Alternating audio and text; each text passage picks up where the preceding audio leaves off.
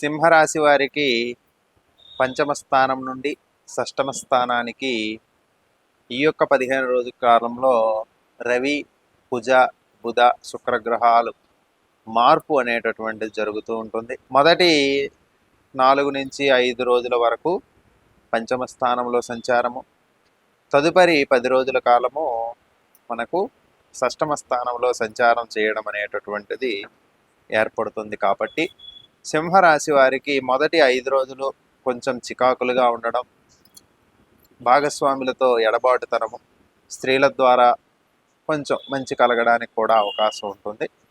కానీ 6వ స్థానంలోకి వచ్చేటప్పుడు మాత్రం రవి భగవానుడి నుండి ఇతర గ్రహాలు కూడా శుభకరమైనటువంటి ఫలితాలను ఇస్తూ ఉంటాయి.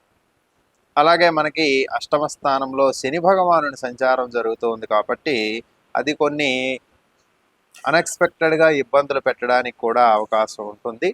అయినప్పటికీ కూడా ఎవరైతే ధైర్యంగా స్థైర్యంగా నిలబడుతూ ఉంటారో వారికి శని భగవానుడు అంతగా ఇబ్బందిని పెట్టడం అనేటటువంటిది జరగదు.